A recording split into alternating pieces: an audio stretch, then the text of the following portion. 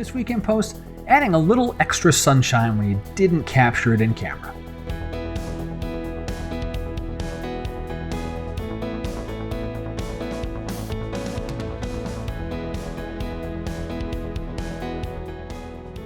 Hey everyone, I'm Scott Davenport. Welcome to In Post. Before I get into today's topic, I want to remind you about workshops. I got 2 coming up toward the end of 2017. The invites are starting to go out now, so if you're not on the reserve list, you might miss out. If you really want to come shoot with me, get on over to the website, sign up for the reserve list, let me know you want to join, and you'll be one of the first to get an invitation. So today, talking about sunshine. So earlier in the week, I shared with you some of the behind the scenes, a little bit of behind the scenes from this wildflower shoot that I did with a few local friends. And one of the shots that I took was one of the first in the morning, just before the sun came up. And I had the camera set up on the tripod, was letting it do its thing. And I was running around with a handheld camera, a different camera, taking pictures of some of the flowers close up. And because of that, I didn't quite get that one moment where the sun had just come up above the horizon and started to really light up the field. And as I got into post-processing, I wanted to add a little more sunshine to it. So what I thought I'd do is show you how far I got in Lightroom, and then when I got to the point of saying, all right, I need something extra, I need a specialty tool here to get that sunshine look that I want turned into Photo RAW, and it had exactly what I wanted. So here is the photo in Lightroom, and this is all the processing I did on it. Let me do the / key before. So this is what I got out of camera. I did actually bracket these, but I'm only using the single image. The bracketing was a crutch, and I had one darker frame for the sky. And it turns out I didn't need it. I was able to bring in all that sky detail with a handful of adjustments. Most of this is standard fare for other videos you've seen. I've done my white balance. Didn't have to do anything with exposure. Just did quite a bit of work with highlights and shadows. And as far as the that sky is concerned, adjustable gradient right there to bring that exposure down and add in a healthy amount of saturation. And actually, while we're here, did something similar with the foreground, adding a little clarity, opening up the highlights a bit, and actually deepening the shadows so that the darker parts in between the different flowers and so forth were deepened. But so this was good. It's pretty nice, but it didn't have that special glow that I wanted it to have. So I sent it on over to ON1 Photo RAW. Let's take a look at that. Okay, so here's Photo RAW. And you can see I added 3 filters, but it's the sunshine filter that I really came here for because I knew that was going to give me the look that I wanted. So let me turn that on. And boom, that's exactly it. I didn't do a thing other than add the filter before and after. And it is just so much warmer and more inviting.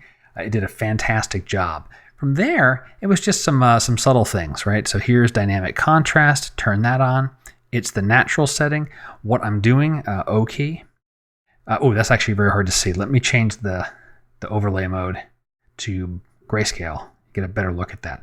So I'm adding some dynamic contrast, not full strength, to just the main parts of the flowers, and actually not even the foreground area, because this is where I ultimately want your eyes to go.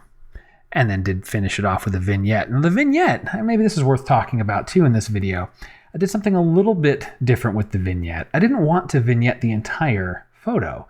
What I wanted is that you are invited into this field and want to continue walking through it off into the distance. So if I press that O key again, take a look at the mask.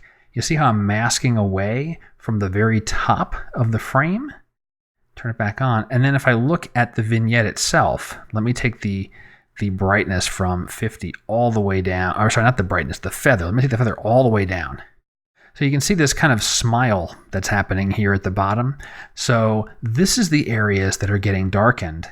And the same would have been mimicked here, right? If I were to reset this mask. Oh, actually, I guess I made it big enough that it wasn't quite fully there. Oh, I off-centered it. That's what I did.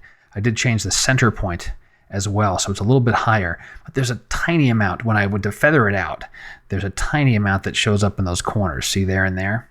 And I didn't want that. So let me undo. So my mask is back, so that when I feather it back up, I'm not doing any vignetting on the top. And so I'm darkening these bottom corners, leading your eye in. And then this is open and airy, so that, in theory, You want to go walk through this field and experience what else happens to be over the next hill. Well, the tip of the week is the sunshine filter. It's a really good filter to get that nice warm, inviting, and slightly glow look to it. The glow is really subtle. It's more the warmth. It does a great job of finding those tones that need to have that warmth, but maintaining the deeper shadows where that needs to be as well. It was really a single click add, and it changed this photo so much for the better. And that wraps up this week in post. Hope you've enjoyed it, and if you did, let me know somehow.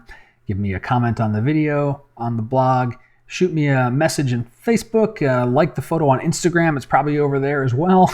Anywhere you want to find me, any type of feedback would be appreciated. Constructive criticism is always welcome as well. If there's something that I'm not talking about or I didn't explain sufficiently in this video that you want to know more about, ask a question.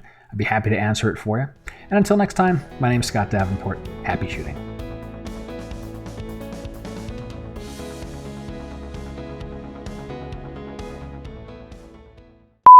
Hey everybody, I'm Scott Davenport. Welcome to In Post. This week talking about something else that I forgot what I was going to say. Oh, it's been one of those days.